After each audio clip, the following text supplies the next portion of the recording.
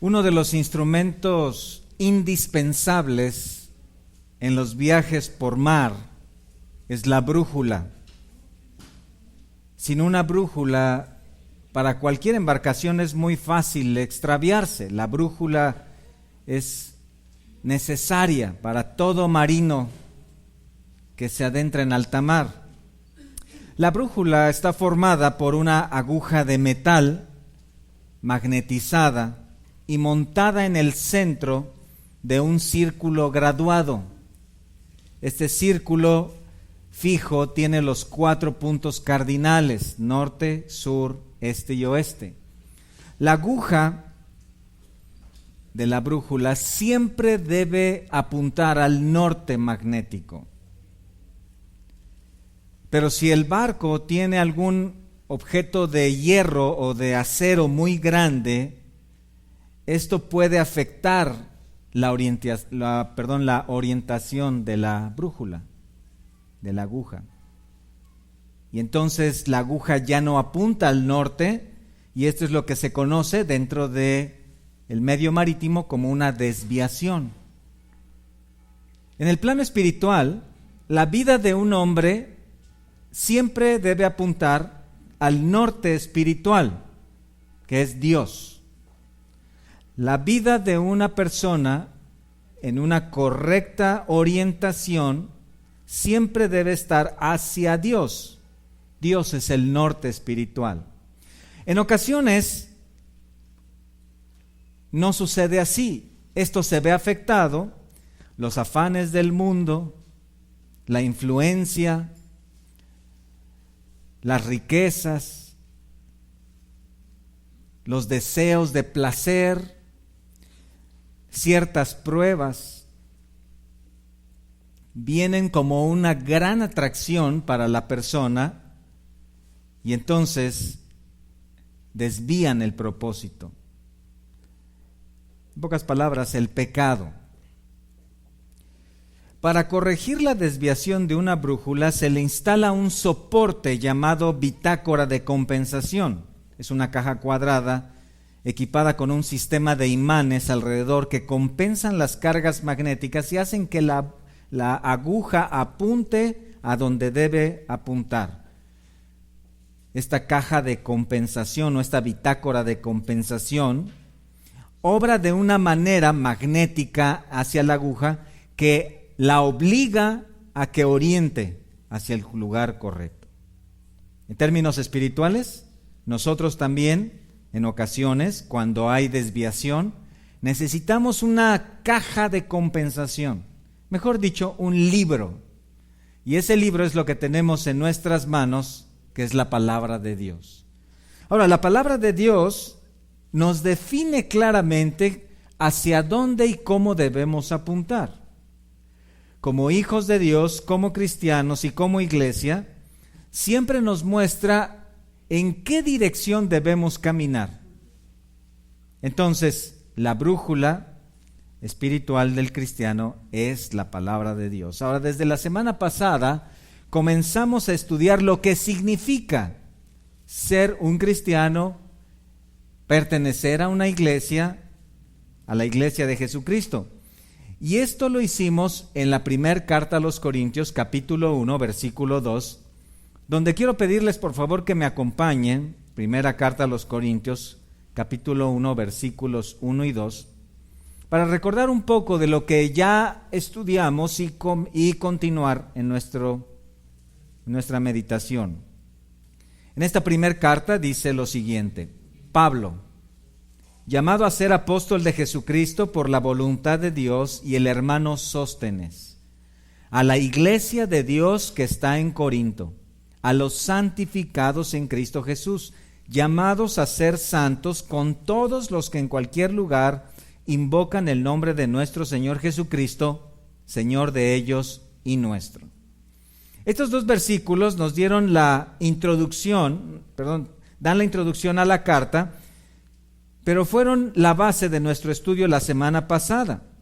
Quiero recordar que esta carta es inspirada por Dios y escrita por el apóstol Pablo, y Pablo es el nombre de Saulo de Tarso, un nombre del primer siglo hebreo, con funciones de fariseo, es decir, maestro de la ley de Jehová. Y cuando Pablo cuando Pablo se convirtió al cristianismo, él realizó viajes misioneros. Y dentro de esos viajes misioneros llegó a la ciudad de Corinto, eso está en Hechos 18, donde predicó el evangelio durante año y medio y se levantó una iglesia en ese lugar. Tiempo después, Pablo salió de ese lugar rumbo a otros lugares, a otras ciudades, y en su tercer viaje misionero, o durante su tercer viaje misionero, año 55 después de Cristo, él escribió esta carta. Esta carta tiene como propósito mostrarle a los cristianos en Corinto la manera en la cual ellos, como hijos de Dios, debían estar orientados hacia Dios.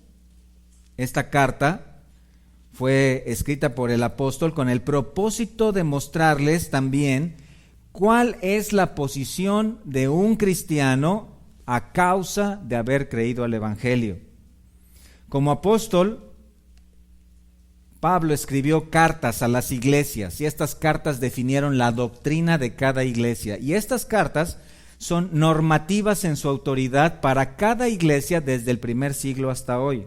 En otras palabras, cada iglesia debe formar su adoración a Dios basado en estas cartas. En estos primeros 2 versículos entonces está la introducción a la primer carta a los Corintios. Estos versículos están llenos de doctrina. Ya comenzamos a estudiar que aquí hay 5 características que Dios revela sobre los cristianos que estaban en la iglesia de Corinto. Pero al mismo tiempo son 5 características de quienes pertenecen a la iglesia. 5 cualidades. Ahora, en el sermón anterior ya estudiamos 2, ¿recuerdan? La pregunta que contestamos fue, ¿quiénes pertenecen a la iglesia? Y vimos, en primer lugar, o la primer cualidad, los que están en la iglesia. Esto suena muy obvio, pero es útil. Los que están en la iglesia, ahí en el versículo 2, dice, la iglesia de Dios que está en Corinto. Corinto era una ciudad en la punta de la península griega con costa al mar Mediterráneo. Era una ciudad comercial, próspera, cosmopolita, llena de gente, de viajeros. Y cuando Pablo escribe y dice a la iglesia de Dios, no solamente se refiere al conjunto de personas, de hermanos que se habían congregado ahí para formar la iglesia.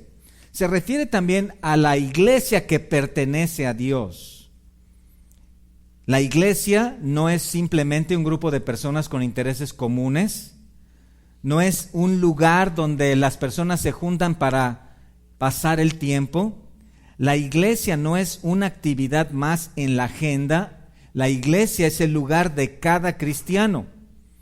Noten que esta frase, la iglesia de Dios, les digo, puede ser traducida la iglesia que pertenece a Dios. Entonces, la iglesia tampoco es el edificio, no es la organización, son las personas que por obra soberana y providencial de Dios han sido reunidas para formar el cuerpo de Cristo. La iglesia también es el ámbito donde el cristiano se desarrolla, crece, madura y sirve a Dios, conoce y sirve a Dios. La iglesia de Dios existe para dar gloria a Dios. Ahora, no pertenecer a la iglesia universal significa no tener una vida dando gloria a Dios. No estar en una iglesia local significa tener una vida que no está dando gloria a Dios en esa área. Muy importante. Esta es la primera cualidad. ¿Quiénes pertenecen a la iglesia? Los que están en la iglesia. Segunda cualidad que estudiamos, y para refrescarlo en sus mentes, es los que han creído el evangelio. ¿Quiénes pertenecen a la iglesia? Los que han creído el evangelio. La segunda frase ahí en los versículos 2, a los santificados en Cristo Jesús. Y recuerden que esta palabra santificados significa apartados. Son personas que fueron apartadas por la voluntad soberana de Dios. Estamos hablando aquí de doctrina de la predestinación, de la elección, de la adopción para justificación y santificación.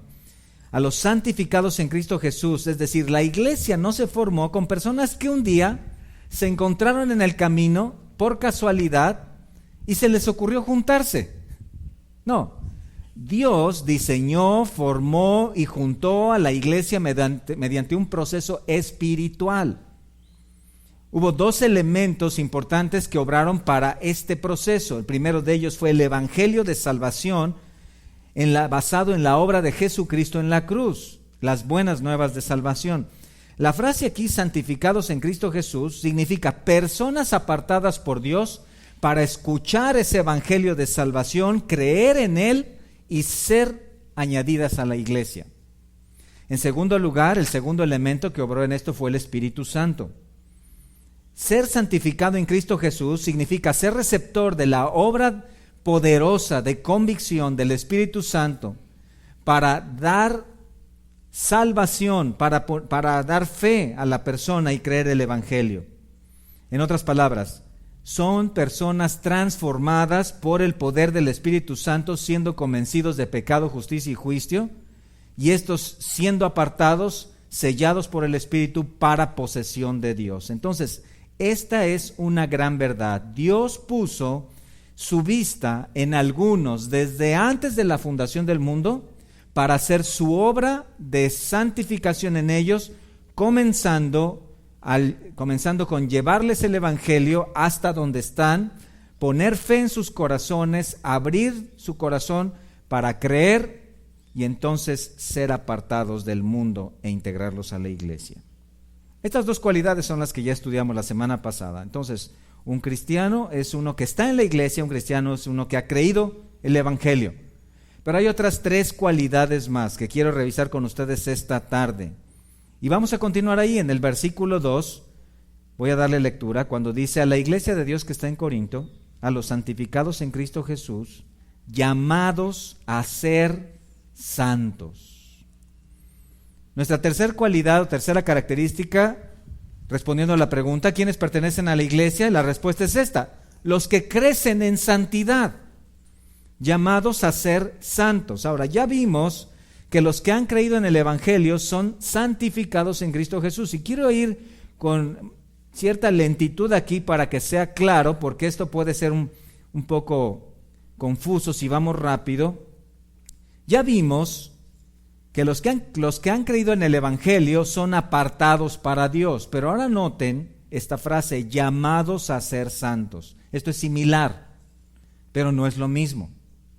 Aquí se hace un llamado, y esta palabra aparece 9 veces en la carta, 7 de ellas en el capítulo 7 de esta Primera de Corintios, en el tema de la forma de la vida de los cristianos.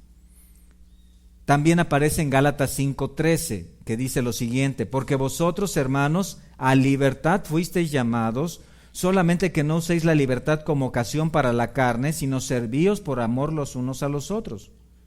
En Efesios 4:1 dice: yo pues, preso en el Señor, os ruego que andéis como es digno de la vocación con que fuisteis llamados.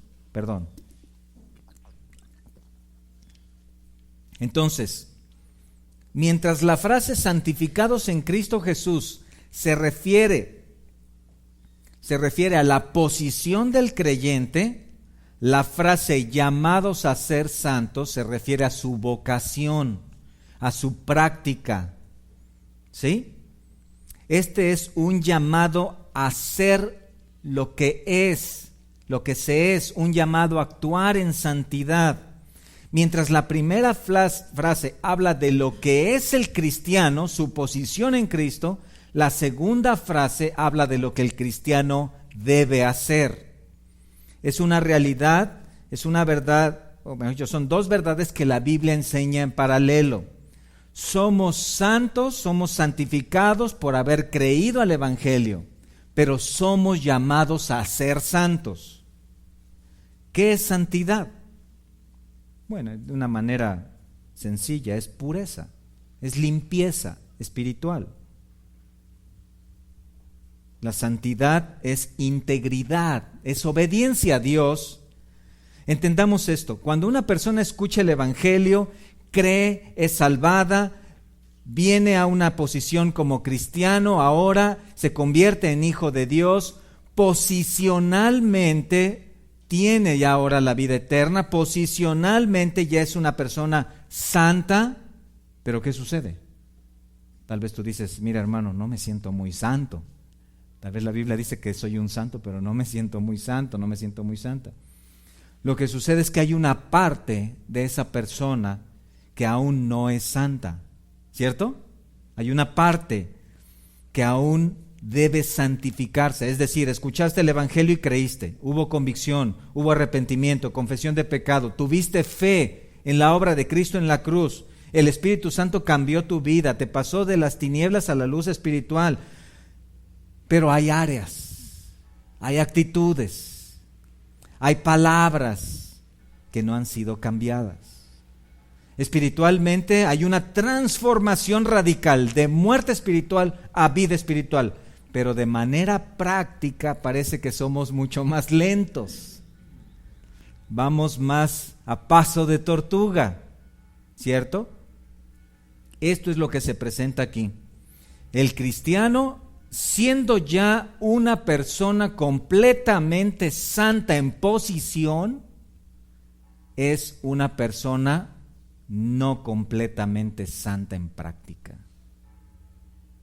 Entonces, se le llama a ser santo.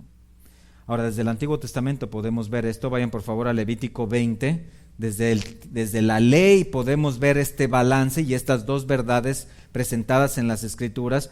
Y esto es tan importante que lo comprendamos porque para evitar ir a doctrinas radicales. Levítico 27, ponga mucha atención en la manera en que se dirige Dios al pueblo de Israel cuando le dice, santificaos pues y sed santos. Es claro, ¿cierto? Porque yo soy Jehová vuestro Dios. Y guardad mis estatutos y ponedlos por obra, yo Jehová que os santifico. Espera un momento.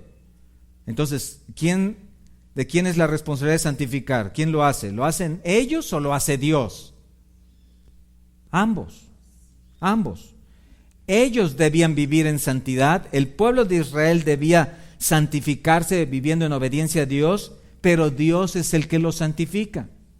Lo mismo sucede en el creyente. Posicionalmente somos apartados para santidad y mediante la fe en la cruz de Cristo somos santos, pero prácticamente debemos ser santos y muchas veces Dios llamó a su pueblo a ser santo. ¿El Nuevo Testamento llama a la santidad?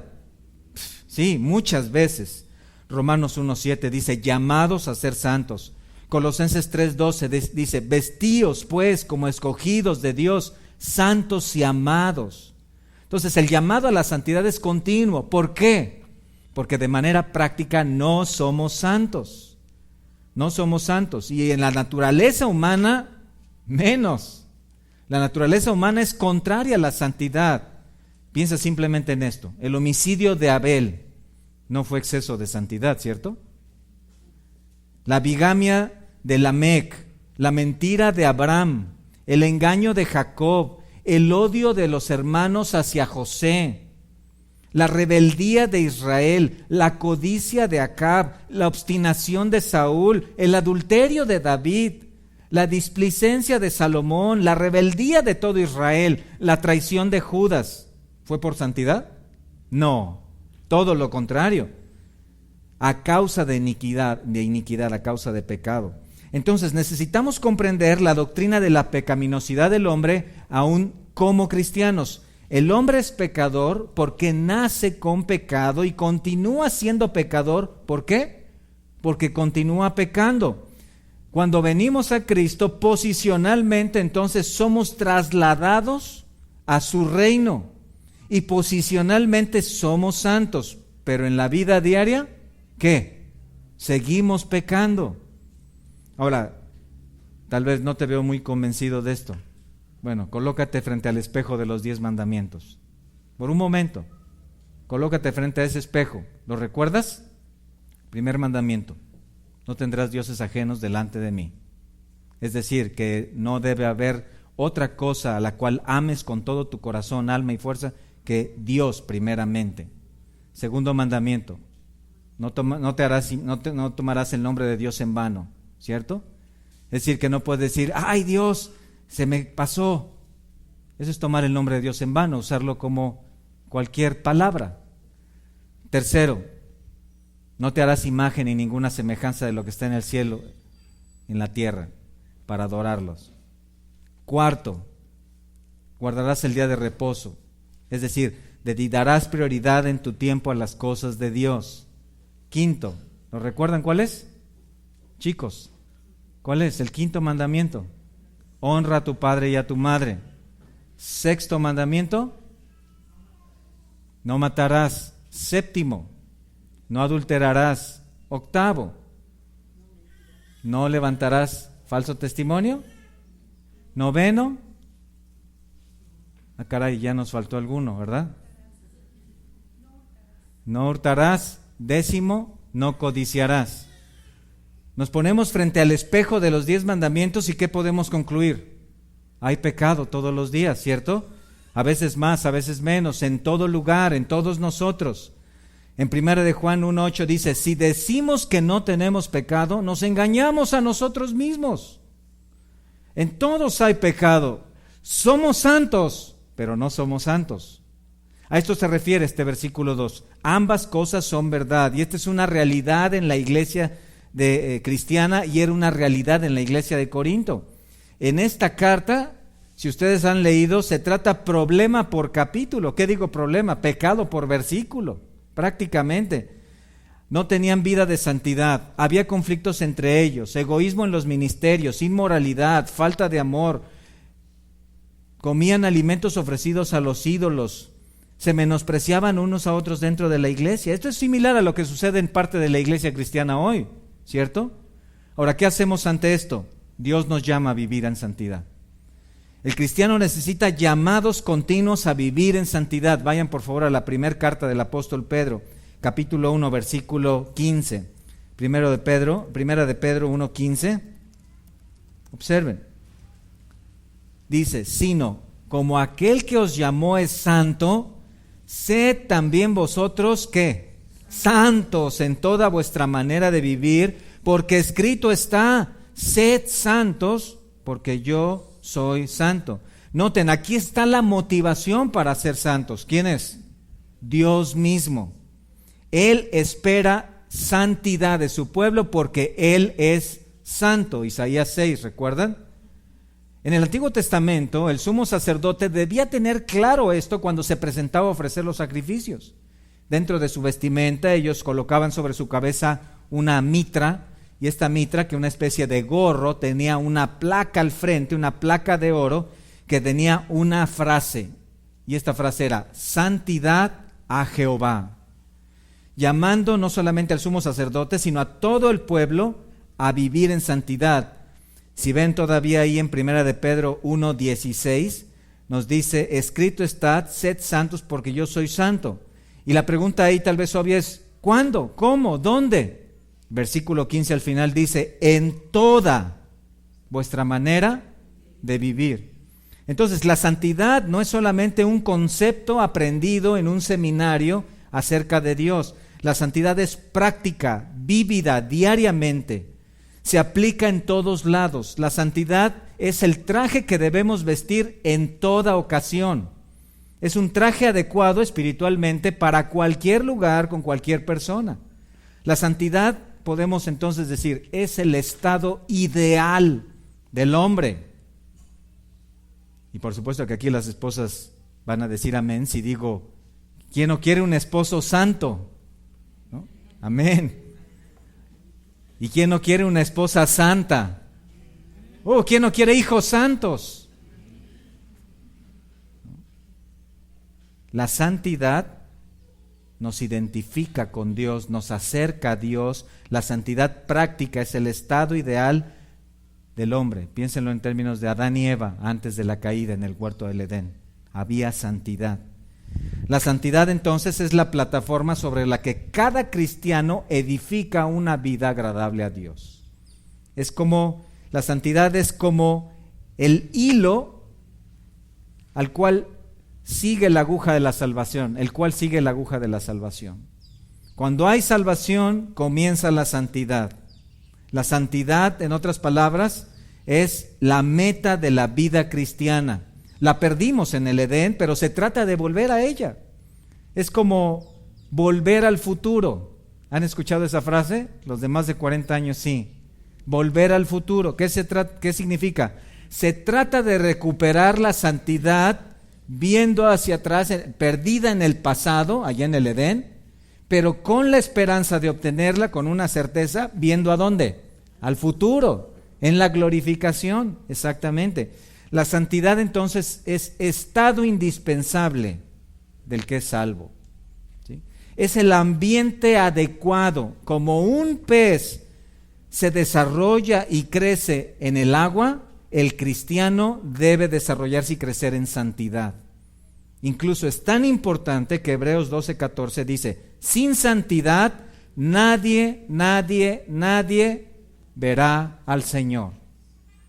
Él habita en la altura y la santidad, dice Isaías, y cualquiera que pertenece a Él debe ser como Él, debe imitarlo. Efesios 5. Ahora, un cristiano, ¿quién es? Es uno que crece en santidad día a día.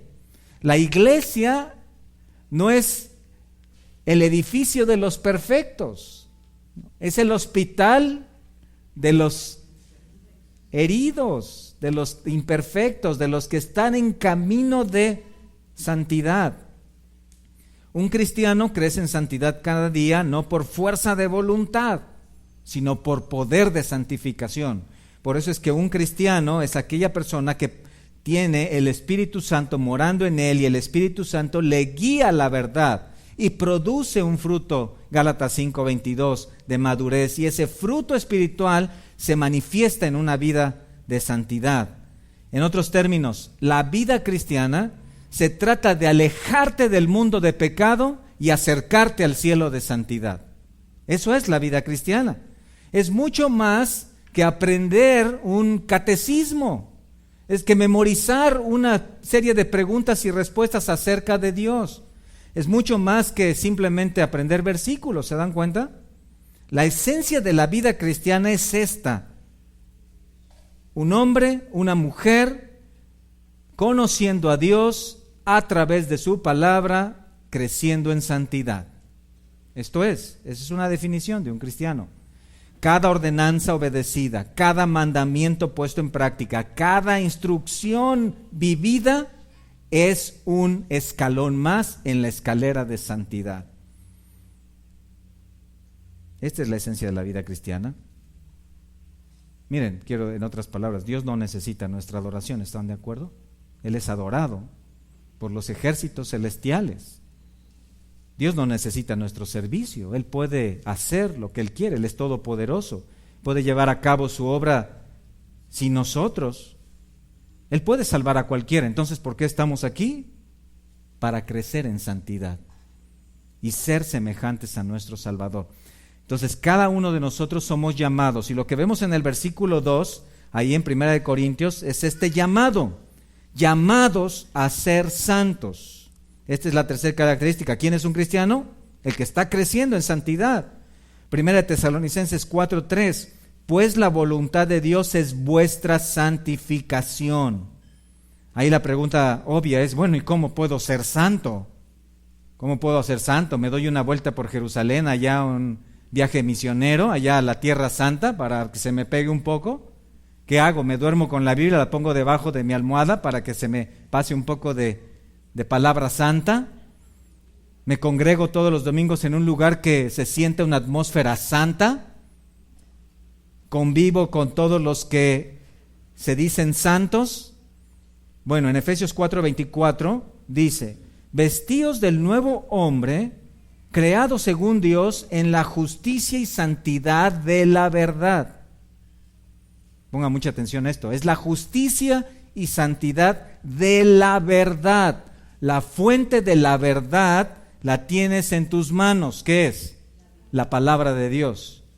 La palabra de Dios, la cual dice 2 Timoteo 3:16, que ni siquiera lo busquen, lo tienen en sus mentes. Es útil para enseñar, para redarguir, para corregir e instruir en justicia, a fin de que el hombre de Dios sea perfecto, enteramente preparado para toda buena obra. En una sola palabra, santo, santo. Entonces, es tu cercanía con la palabra de Dios lo que produce santidad práctica en tu vida. Piénsalo en estos términos. Si tú te sientas frente a una computadora a aprender un programa, después de cierto tiempo te vuelves un experto en ello. Mediante una guía, mediante ciertas normas, te conviertes en una persona experta en manejar ese programa de computadora. Ahora, si te sientas frente a la palabra de Dios, si meditas en ella, si la lees, si cada día estás meditando en lo que Dios tiene a través de ello, eso que lo que estás leyendo, tarde que temprano, y mejor dicho te diré temprano, vendrá a tu vida. ¿Y sabes cómo se va a traducir? En santidad. No en experiencias emocionales, no en sensaciones religiosas, escucha, en santidad. ¿Qué es el fruto del Espíritu Santo? En Gálatas 5:22, amor, gozo, paz, paciencia, benignidad, bondad, fe, mansedumbre y templanza. Si juntas todo eso en una sola palabra, se llama santidad. Es santidad, es vivir en las cualidades de carácter, tener las virtudes que exaltan a Dios y te imitan a Cristo. ¿Recuerdas lo que dijo el Señor en Juan 17:17? Tampoco lo busques, lo tienes ahí. Tampoco lo busques. ¿Qué dijo en Juan 17:17? Santifícalos en tu verdad. Tu palabra es verdad. ¿Se dan cuenta? Entonces, tu vida de santidad será directamente proporcional al tiempo que pases frente a la palabra de Dios, a la manera que utilices la palabra en tu vida.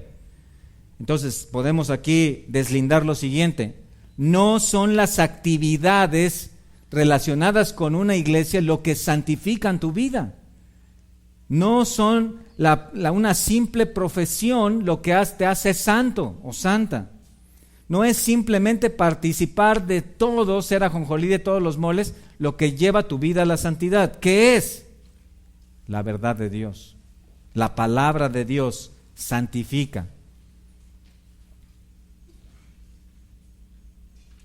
Es su estudio, es su meditación, es su memorización y aplicación. Problemas en tu vida, problemas de pecado en tu vida, problemas con la cercanía a la palabra de Dios. Lejanía de la palabra de Dios, lejanía de la santidad. Seguro, esto no es lo mejor. Cada día, día tras día, momento a momento estamos siendo santificados. El Espíritu Santo está obrando en tu vida para llevarte de gloria en gloria conforme a la semejanza de Cristo. Él ha comenzado una obra, Filipenses 1, 5 y 6, véanlo en sus Biblias, y en esa obra Él está llevándote hacia el camino de santidad con una meta diaria continua de santificación. Filipenses 1 nos dice este pasaje que es también tan conocido en el versículo 5 y 6, pongan mucha atención. Por vuestra comunión en el Evangelio. Pablo está diciendo aquí que él ora y da gracias a Dios por los hermanos en Filipos. Por vuestra comunión en el Evangelio desde el primer día hasta ahora, estando persuadido de esto, que el que comenzó en vosotros la buena obra, la perfeccionará hasta el día de Jesucristo. Pregunta para ustedes, ¿qué es la buena obra? ¿Qué es la buena obra? Véanlo ahí, la respuesta está en el versículo. ¿Cuál es esa buena obra? La santificación, exactamente. Noten y ahora, ¿cómo es la santificación? Observen el versículo 5. Dice, estoy orando por vuestra comunión, ¿con qué? En el Evangelio. ¿Se dan cuenta? La santificación ocurre cuando estás continuamente repitiéndote y actuando en base al Evangelio. El Evangelio no es un mensaje que creímos solo en el pasado. El Evangelio es un mensaje que vivimos todos los días. Vivimos unidos al Evangelio. ¿Por qué obedecemos a Dios? Porque Cristo dio su vida en la cruz por nosotros, ¿cierto? ¿Por qué decimos la verdad? ¿Por qué luchamos con el pecado? ¿Por qué sirves en un ministerio? ¿Por qué instruyes a tus hijos? ¿Por qué amas a tu esposa? Porque Cristo murió en la cruz por tus pecados, ¿cierto? ¿Qué es eso? El Evangelio, el Evangelio, el Evangelio. Todos los días. Entonces, esta obra es unirnos, estar unidos, estar pegados al Evangelio. Y esto se traduce en una vida santa, en términos prácticos. Voy a hacer esto porque Cristo pagó en la cruz por mis pecados y por eso lo voy a hacer. Por eso actúo de esta manera. El Evangelio nos lo repetimos todos los días. Lo escuchamos y creímos en el pasado, pero no lo dejamos en el pasado. Día tras día estamos siendo más y más unidos a Él.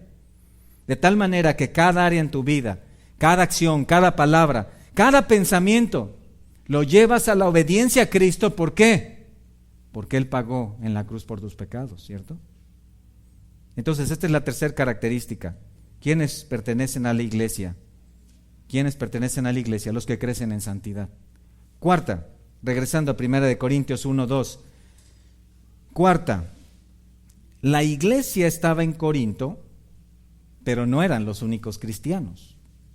Pablo levantó alrededor de 15 iglesias dentro de su ministerio, lo que sabemos, probablemente fueron más allá en Asia y en Europa. No importa que fuera la iglesia pobre de Filipos, no importa que fuera la iglesia activa de Éfeso, no importa que fuera la concurrida iglesia de Jerusalén, o que fuera la legalista iglesia de Galacia, o que fuera la alejada iglesia de Roma, cada iglesia pertenecía a Dios, cada una debía vivir en santidad. Y en cuarto lugar, vean la frase en el versículo 2, con todos los que en cualquier lugar invocan el nombre de nuestro Señor Jesucristo. La palabra invocan está relacionada con llamar a alguien y es usada desde Génesis 4, cuando los descendientes de Set comenzaron a invocar el nombre de Dios. A través de este hombre y su descendencia, Dios se proveyó de un grupo, de un remanente que le adorara. La palabra invocar está relacionada con adoración. Por ejemplo, ahí en el Salmo 18:3 se refiere a la alabanza a Dios. Invocar a Dios, alabar a Dios. El Salmo 91:5 es suplicar la ayuda a Dios en la oración. Pero hay más. En Zacarías 13, versículo 9, vayan allá en sus Biblias, la palabra invocar tiene que ver con una relación estrecha, cercana con Dios. Zacarías 13:9, sí está en la Biblia, los veo con cara de duda, pero sí está ahí. Zacarías 13:9, hablando de aquellos judíos que creerán en el futuro, dice: y meteré en el fuego a la tercera parte, y los fundiré como se funde la plata, y los probaré como se prueba el oro. Pongan mucha atención. Él invocará mi nombre, y yo le oiré, y diré: pueblo mío. Y él dirá: Jehová es mi Dios. Esta es una profecía acerca de la futura conversión de 1/3 de todo Israel, lo cual sabemos que sucederá en tiempos futuros, en el reino milenial, en la segunda venida. Entonces, Dios aquí promete que en el futuro va a probar Israel, y mediante ese trabajo espiritual, una tercera parte se convertirá. Pero ¿cuál es el resultado? Dice: Él invocará mi nombre, y yo le iré y diré: pueblo mío, y él dirá: Jehová es mi Dios. Entonces, ¿qué es invocar el nombre de nuestro Señor? Es adorarle, adorar a Cristo. Esta es la cuarta característica. ¿Quiénes pertenecen a la iglesia? ¿Quiénes son genuinamente cristianos? Los que viven para adorar a Cristo. ¿La tienes ahí? Los que viven para adorar a Cristo. Aquí está la médula de la actividad en la iglesia, hermanos. Aquí está la esencia de la vida cristiana, el centro de toda la atención en la iglesia, la adoración de Jesucristo. Una iglesia bíblica es una iglesia que adora ¿a quién? A Jesucristo. Esto es muy importante. Un cristiano no solo está en la iglesia, no solo pertenece a la iglesia, no solo crece en santidad, sino particularmente tiene una relación estrecha, cercana, directa, de adoración a Cristo. Un cristiano es uno ¿con quién? Con Cristo. Recuerdan, el apóstol Pablo lo decía: y lo que vivo en la carne, Ya no lo vivo yo, sino Cristo vive en mí.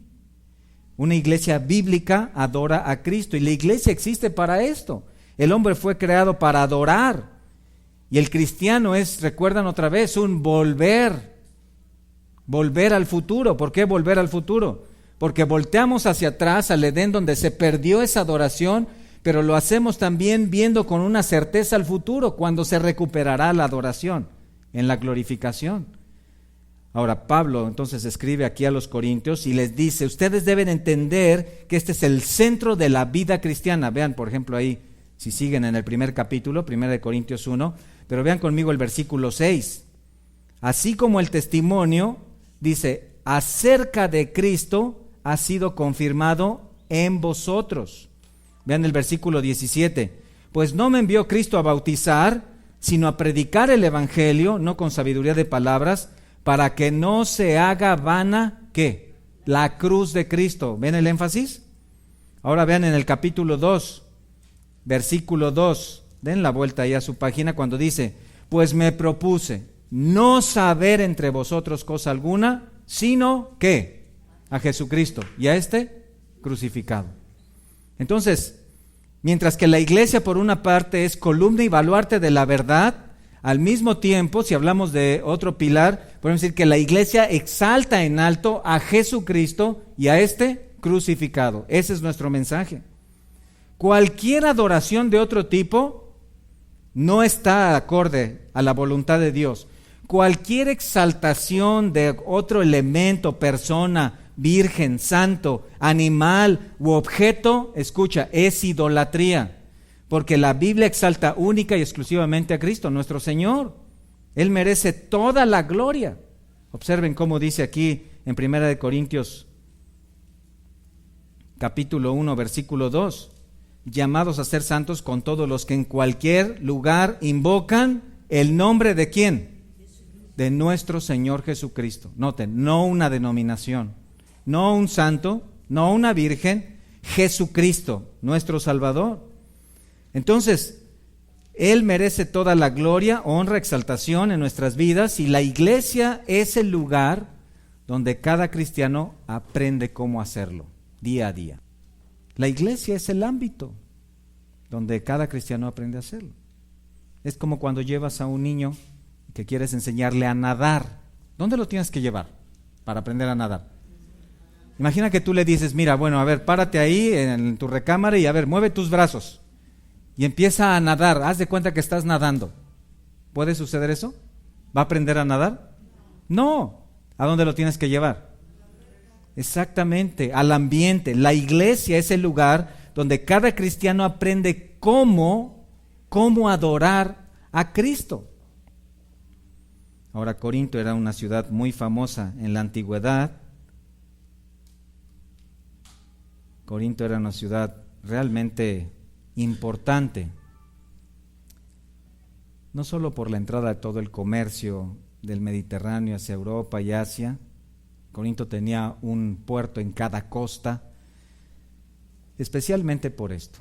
Corinto era una ciudad que tenía el famoso templo de la diosa Afrodita, la diosa más importante de la mitología griega.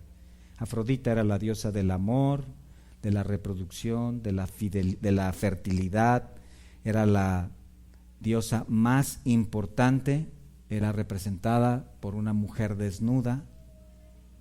Si alguien quería tener hijos y no podía por alguna razón, iba a ofrecer sacrificios a Afrodita. Si alguien quería que sus campos fueran fértiles, iba a ofrecer sacrificios a Afrodita. Si alguien quería tener prosperidad, iba a ofrecer sacrificios a Afrodita. Ahí en Corinto, en la parte más alta del monte, este monte era conocido como el Acrocorinto, estaba un templo enorme que adoraba a esta diosa. Era la diosa que dominaba toda la religión, o la mayor parte de la religión en Corinto.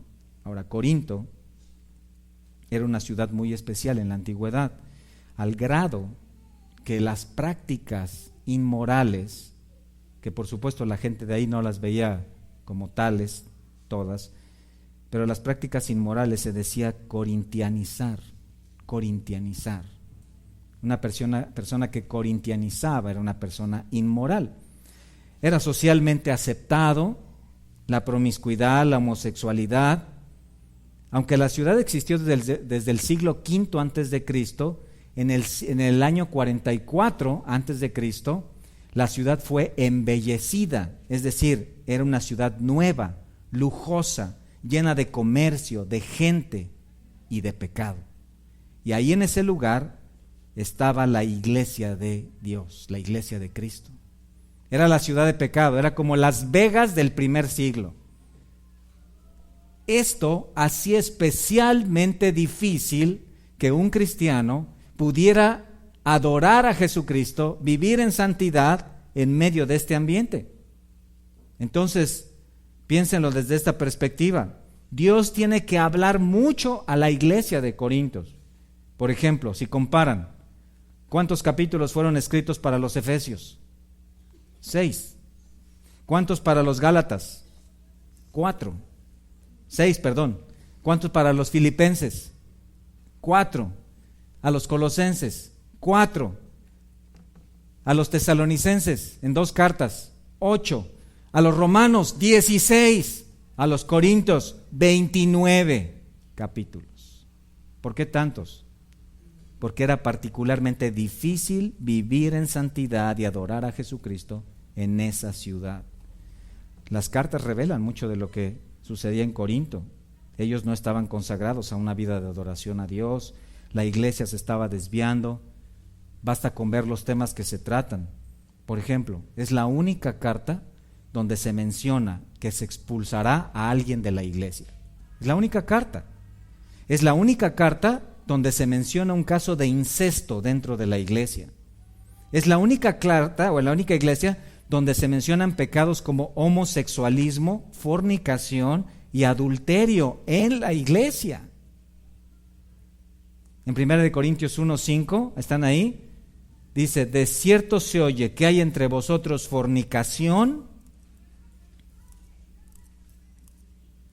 De cierto se oye que hay entre vosotros fornicación, y tal fornicación, ¿qué dice? 1 Corintios 5:1. 1 Corintios 5:1. Dicen, ¿de qué iglesia de Corinto está hablando? De cierto que se oye que hay entre vosotros fornicación, y tal fornicación cual ni aún se nombra entre los gentiles, tanto que alguno tiene la mujer de su padre. Esta era la iglesia. La iglesia de Corinto no estaba viviendo para la adoración a Jesucristo, sino para sus propios deleites, para sus deseos, en pecado, sus placeres. Entonces, aquí en esta carta tenemos un principio que ha trascendido los siglos, que probablemente lo has escrito y lo tienes como pantalla, protector de pantalla en tu computadora o en tu dispositivo. 1 Corintios 10:31, que dice, sea que comáis o que bebáis o hagáis cualquier otra cosa, ¿qué? Hacerlo todo para la gloria de Dios. Vean conmigo ahí ese versículo porque quiero resaltar algo importante ahí en lo que tiene que ver con adorar a Jesucristo. 1 Corintios 10:31, lo recuerdas, ¿verdad? Ahora, si pues coméis o bebéis o hacéis otra cosa, hacedlo todo para la gloria de Dios. No seáis tropiezo ni a judíos, ni a gentiles, ni a la iglesia de Dios. ¿Por qué se los dirán? ¿Porque eran muy santos? No, lo contrario, porque estos hermanos no estaban adorando a Jesucristo como parte de su vida. Entonces ahora viene la pregunta, bueno, ¿cómo puedo hacerlo? ¿Cómo puedo adorar a Jesucristo?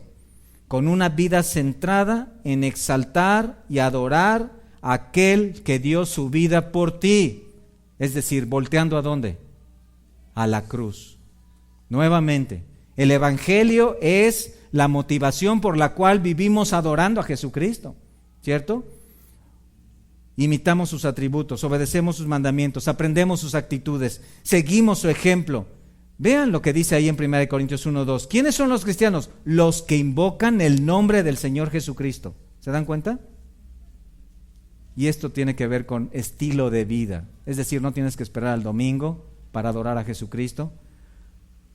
Ahí donde estás, donde trabajas, donde paseas, en tu casa, donde atiendes tu negocio, en lo que estás haciendo, en los quehaceres del hogar, en la crianza de tus hijos, en el amar a tu esposa, en el sujetarte a tu esposo, adoras a Jesucristo. Vean lo que dice ahí: si comes, bebes o haces ¿qué? Lo que sea, o te casas, o trabajas, o te vistes, o paseas, o viajas. Si ahora en las vacaciones tienes planes para salir, lo que hagas, sea lo que hagas, hazlo todo para gloria de Dios, para adorar a Jesucristo. ¿Cómo lo puedo hacer? Sigue la pregunta. Bueno, déjame darte una ayuda. Fíltralo a través de 3 preguntas. Cada vez que pienses en hacer algo, fíltralo a través de 3 preguntas. Número 1, ¿esto que pienso hacer viola los mandamientos de Dios? Segunda, ¿agrada a Cristo esto que planeo hacer? Tercera, ¿tropieza alguna persona esto que quiero hacer? Y entonces sabrás lo que es adorar a Jesucristo. ¿Sí? En este aspecto, la iglesia bíblica de Cristo, ¿quién es esa? ¿Cuál es esa? La iglesia bíblica de Cristo, ¿cuál es? ¿No saben? Nosotros, ¿cierto? Significa una iglesia, un conjunto de hermanos reunidos para que en base a los preceptos de la Biblia adoremos ¿a quién? A Cristo. Exactamente. Eso es. La vida cristiana no es un hábito moralista, no es una costumbre dominical. No te vas de aquí y toda la semana vives como el mundo. La vida cristiana es adoración continua a Jesucristo. A una persona le preguntaron: ¿qué religión eres? Lo escuché hace poco. Soy cristiana. ¿Y qué diferencia hay con la iglesia católica? Y esa persona dijo: no tenemos vírgenes ni santos. No es eso. Porque eso tampoco lo hacen los mormones, ni los musulmanes, ni los testigos de Jehová. Existe una diferencia trascendental con todas las religiones del mundo, incluso con la religión más común en nuestro país, que es el catolicismo romano. Es la adoración única, exclusiva del Dios verdadero manifestado en Jesucristo. Adoramos, veneramos, honramos, exaltamos solamente a una persona. ¿Quién es? Cristo, ¿cierto? No debemos perder de vista cuál es el centro, hermanos, como iglesia, como cristianos.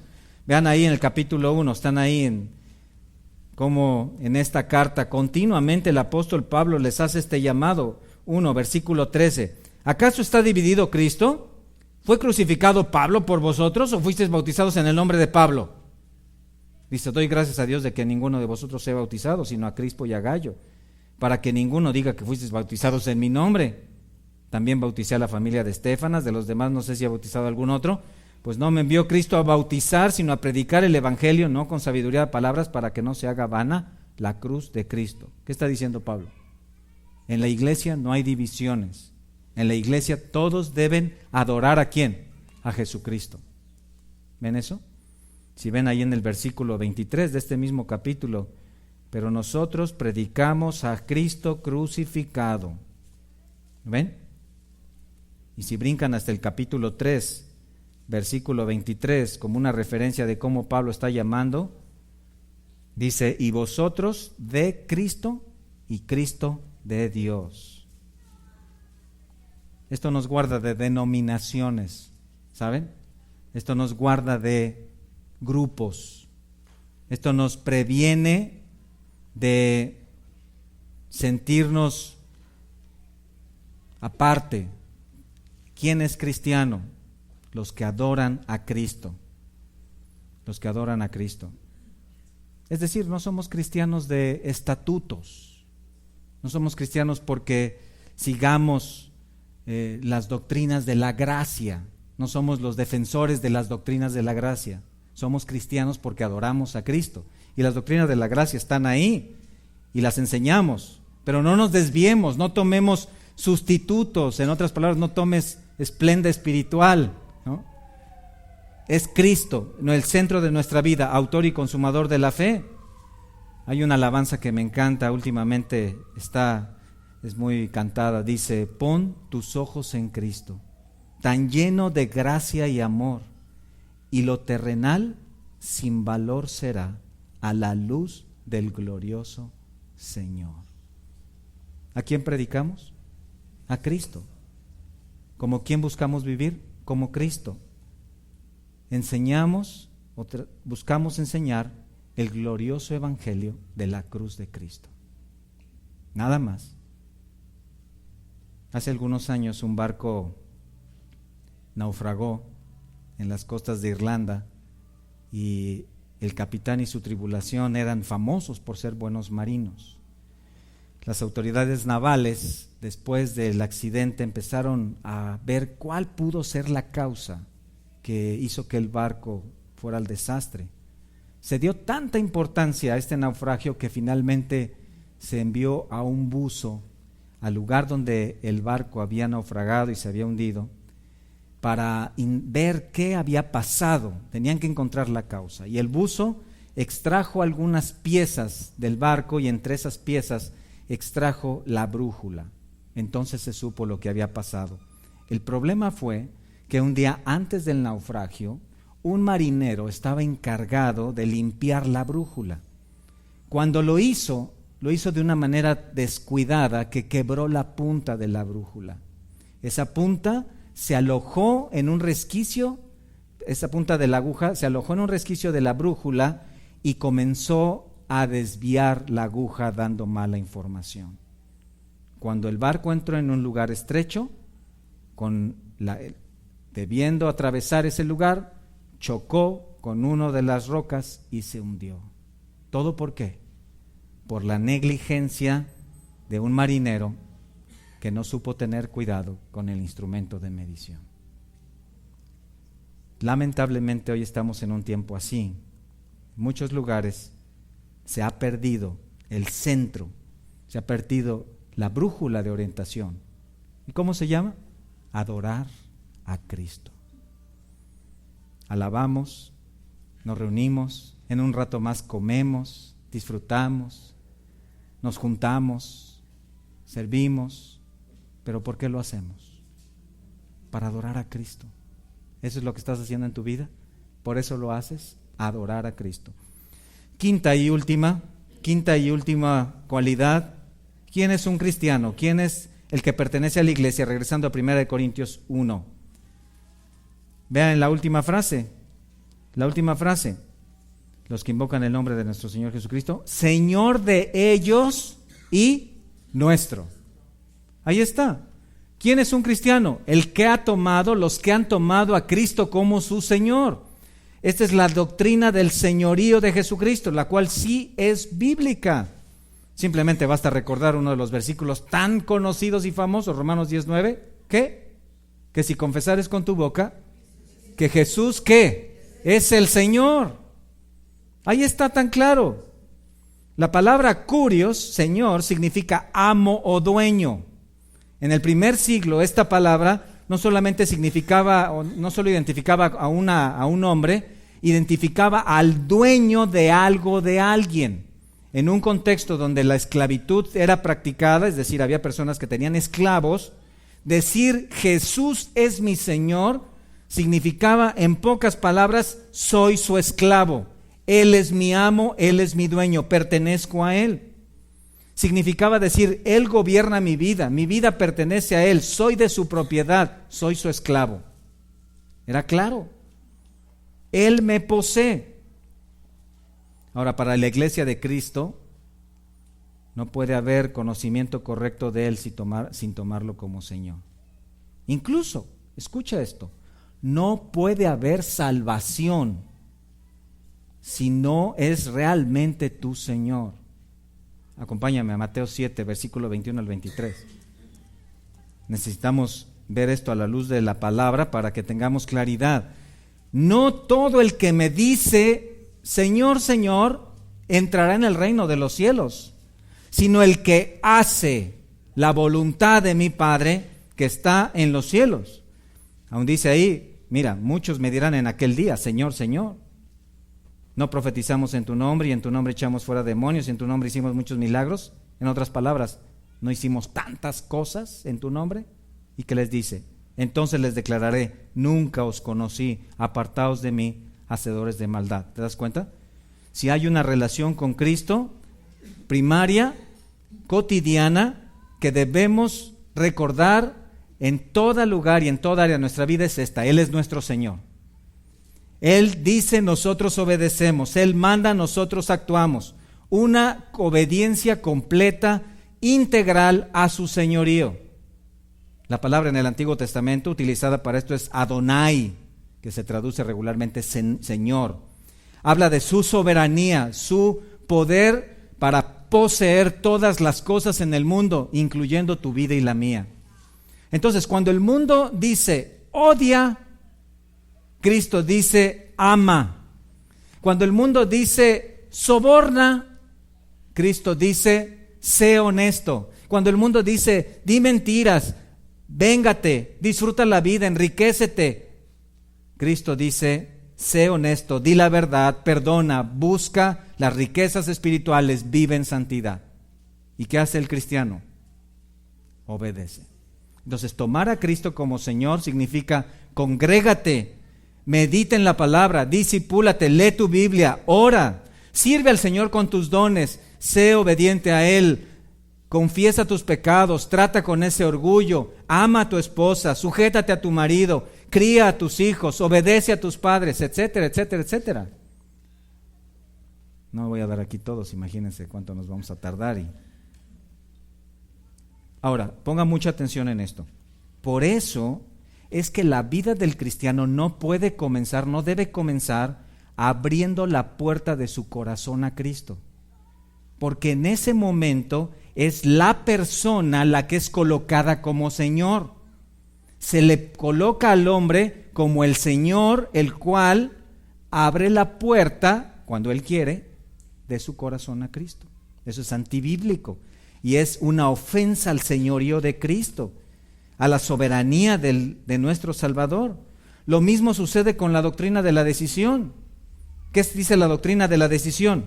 Que el hombre decide, toma una decisión ¿de qué?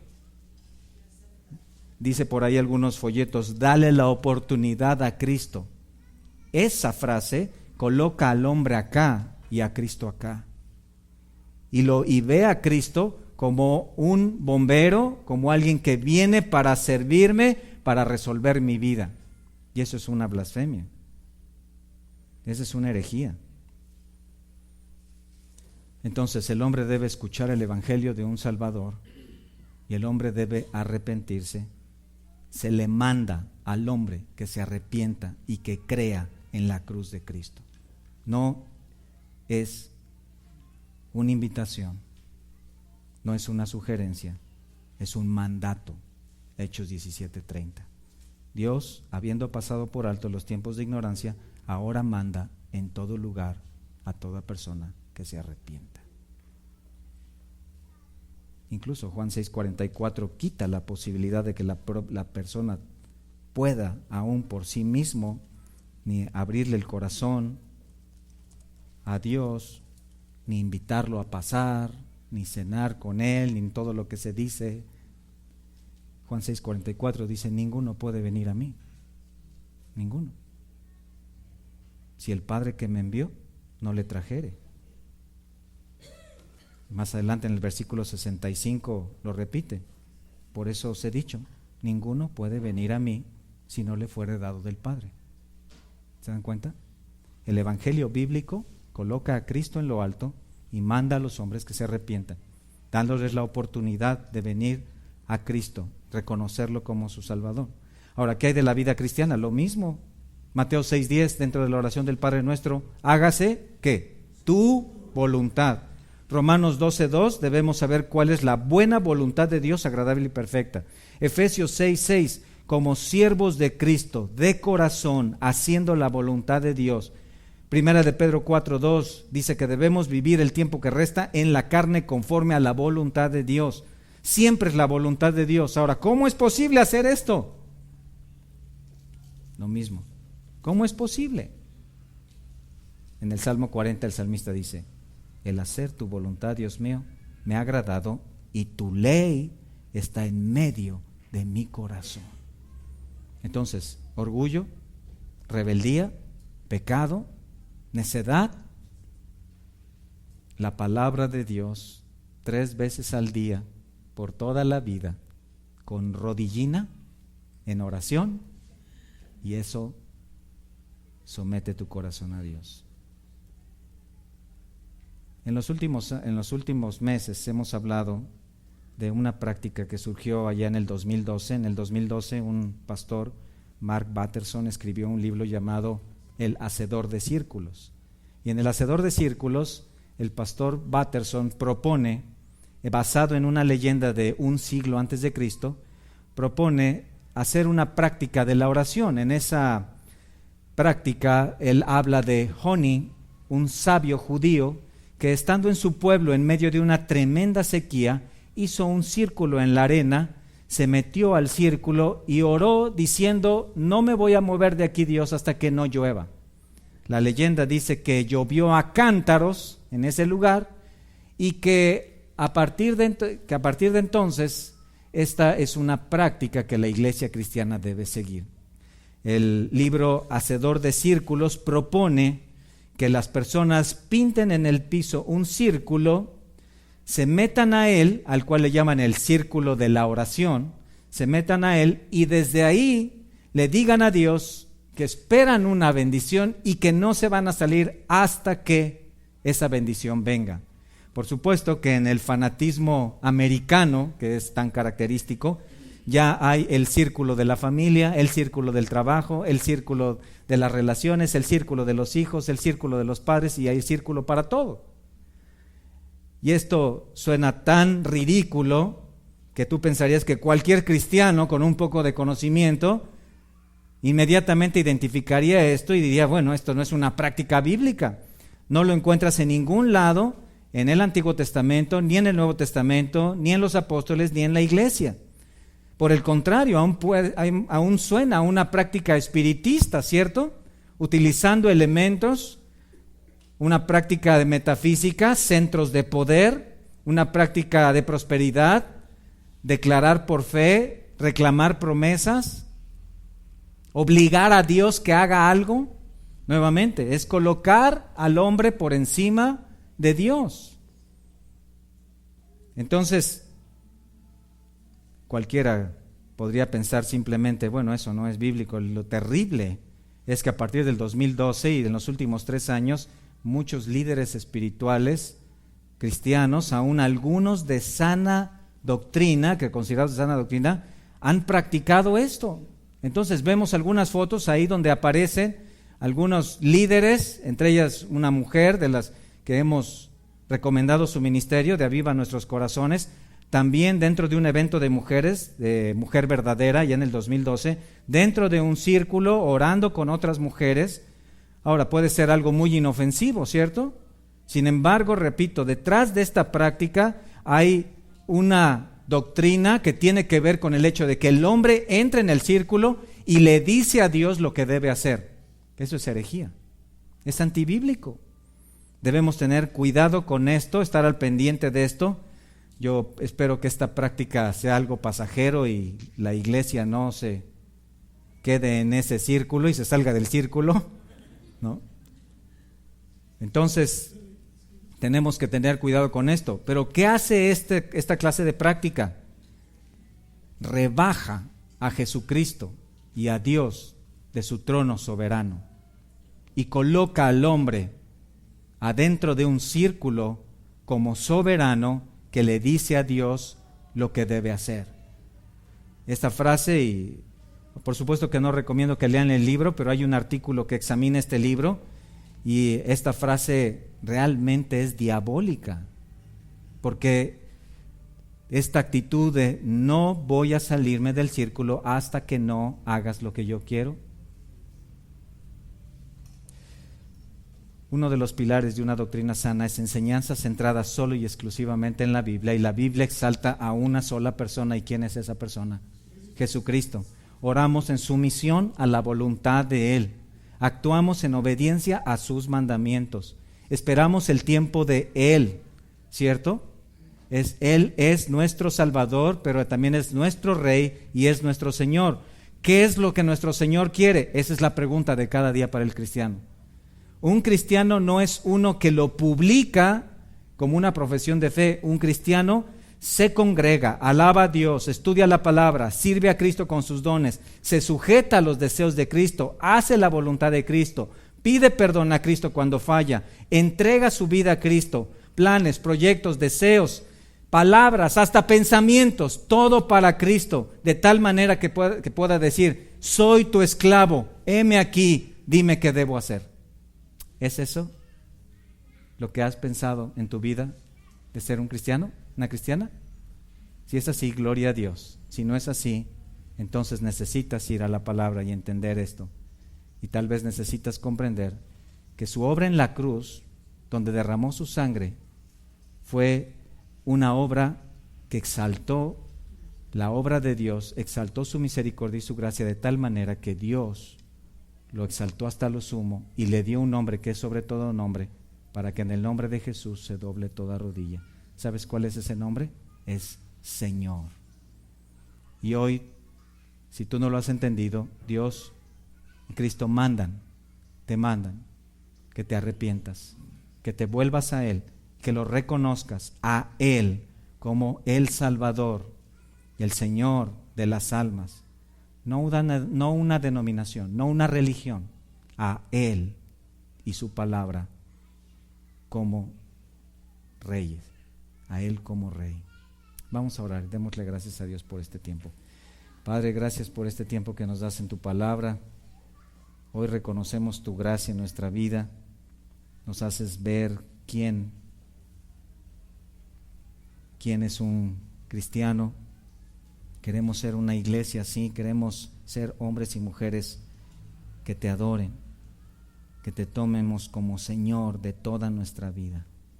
Ya no nos pertenecemos, Señor, queremos honrarte en todo y te quiero pedir, Señor, que des entendimiento a todos mis hermanos para hacer esto en su vida diaria, para que en cada área, en su familia, en su trabajo, en su matrimonio, en su servicio, en su vida personal, vivan para adorarte.